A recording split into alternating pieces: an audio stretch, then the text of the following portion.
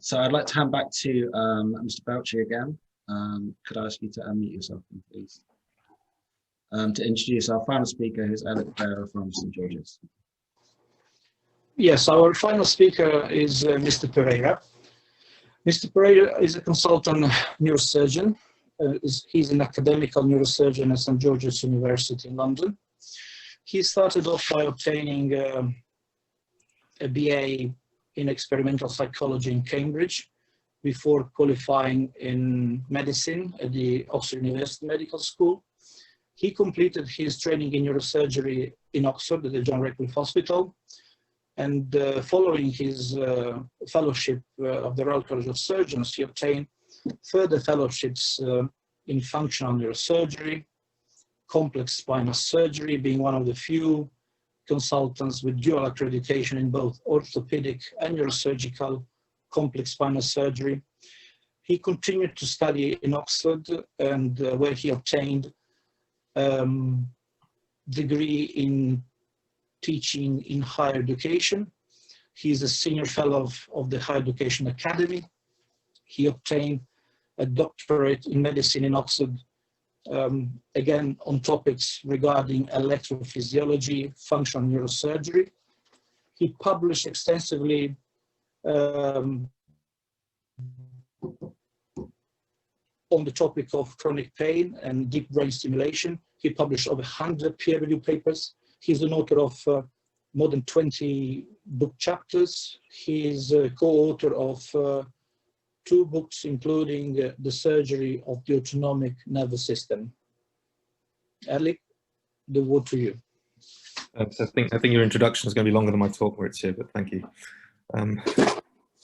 Okay, so I want to talk about a study which is about a brain operation for the treatment of predominantly neuropathic pain, which, as we've heard from Captain Apps, is a real problem in spinal cord injury, but also potentially for autonomic function as well.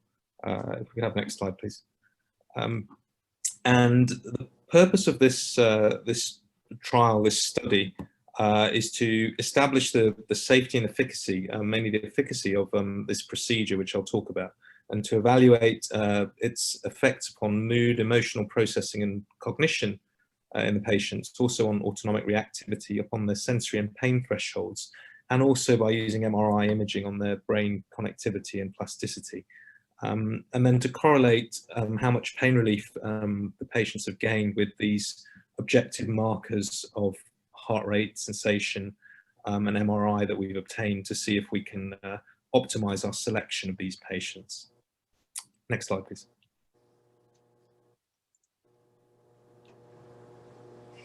I won't dwell on this because we've heard about the problems of spinal cord injury, which can be pain and autonomic as well as the weakness. But there are a variety of neurosurgical treatments which target different points of the spine and brain. They can be either modulatory in the form of pumps or in the form of electrical stimulators like spinal cord stimulators for pain, or deep brain stimulators, or they can be lesional procedures such as cutting the pain tracts in the spinal cord, or damaging the pain centers in the brain. And the one that I focus on with this study is lesioning the pain center right at the top of the brain, at the cortex. Thank you. The anterior cingulate cortex, it's this purple bit just near the front left of that slide, or the blue bit in the top left. It's a part of the brain involved with our perceptual awareness and our emotions, but also our autonomic functions. So that's where it sits in the brain. Next slide. And there's a huge psychological literature, both in rodents, in non-human primates, and in normal subjects, finding that it's active in functional imaging experiments, and indeed in EEG and other modalities, in pain paradigms. So patients who have caused some pain in an fMRI scanner, for example, this part of the brain will light up. Next slide. And this vast body of psychological literature has delineated its role really in being bothered by pain. So if a nociceptive input, if a noxious stimulus is still there, as in the case of a neuropathic pain, then it may still go up your spinal cord through your thalamus, but once it gets to the cingulate cortex, the perception of pain may no longer be there. So you may still think the noxious stimulus is there, but it doesn't bother you anymore. Next slide. And this is demonstrated by a variety of experiments. I've highlighted a few here. So that part of the brain has been lesioned in monkeys who have decreased pain sensitivity afterwards in a certain task. And then anatomical tracing has shown that it has connections from the thalamic pain areas. Similarly, rat studies have showed impaired pain, as have rabbit studies. Next slide. And then in humans, patients report that they're not particularly bothered after cingulotomy, not particularly bothered by the pain. And their drug reductions from morphine and similar medicines have been considerable. And PET studies have shown activation of that part of the brain in looking at cerebral blood flow. So what is the procedure? Well, it can be done awake or asleep, and it looks barbaric in that picture, but essentially what I say to patients is it's actually less uncomfortable than going to the dentist, believe it or not, because there's local anesthetic infiltrated there. There could be a bit of sedation if needed, but this frame is fixed to the head to enable one to get exactly to the part of the brain one wants to. A 2 centimeter cut is made in the scalp, and a 2 millimeter hole is hand drilled into the skull before a little probe is passed into the brain, into the pain processing center in the brain that we're talking about. And I've done this I usually do it as an overnight procedure in my hospital, but it has even been done as a day procedure. It's a fairly small operation in the sense of the size of the cut or the discomfort afterwards. And a little probe is passed down into that part of the brain and then heated to 80 degrees C for 90 seconds, and it essentially cooks a small part of that aberrant circuitry. And next slide, please. We can see here an MRI scan after such a brain lesion is made, and it's made in 2 places to form a cylinder. You can see on that top left slide, and essentially that part of the anterior cingulate cortex is disrupted to enable one to be less bothered by the pain. Next slide. And here's an example in another patient. Next slide.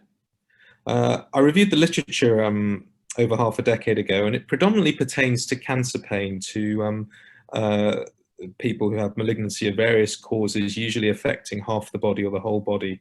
And there's a large number of case series over the last 60 years. And broadly speaking, one sees 50 to 70% of considerable pain relief lasting 1 to 2 years in this patient group. Next slide. I would say one of the problems with the literature, I think, is that a lot of the studies were done with older technology more than a decade ago. So the MRI scans were less sophisticated. The surgeries were less accurate in the studies from the 50s to the 70s. So I think one can make a more focal lesion here, targeting individually different individual patient to optimize pain relief. Next slide. So what is the study we propose? Well, to run over 3 years, a case series of 12 adults recruited from Stoke Mandeville with collaborator Dr. Belcher, you've heard from, Stanmore, Dr. Manish Desai is involved, and St George's, where I am. And broadly speaking, the entry criteria for these patients are neuropathic pain refractory to medications and potentially refractory to other therapies. So they may have tried spinal cord stimulation, for example, and that they have a complete or partial spinal cord injury with neuropathic pain for more than a year.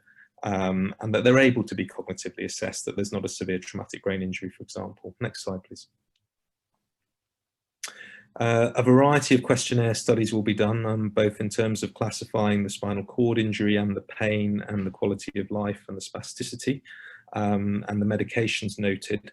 There'll then be some cognitive tests on attention, executive function, on mood and on emotional recognition.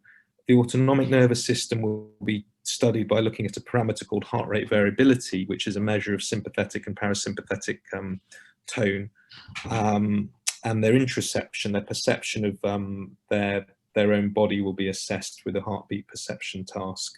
Their sensory and pain thresholds will be assessed using laser evoked potentials, which is one of the pieces of equipment that the grant will contribute towards. And they'll have MRI brain scans before surgery and at time points after surgery. Next slide, please.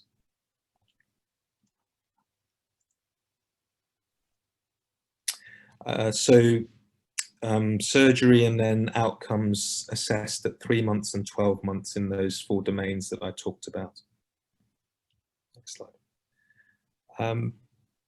And really the purpose here is to characterize these patients' subjects in terms of their cognition, their emotion, their mood, their heart rate variability, their autonomic function, their perception of their own body with the interoception tasks, look at the MRI scans to see where the lesions are and to what extent it correlates with the amount of pain relief, and see if we can optimize this procedure in applying it to this patient group without cancer but with another disabling condition.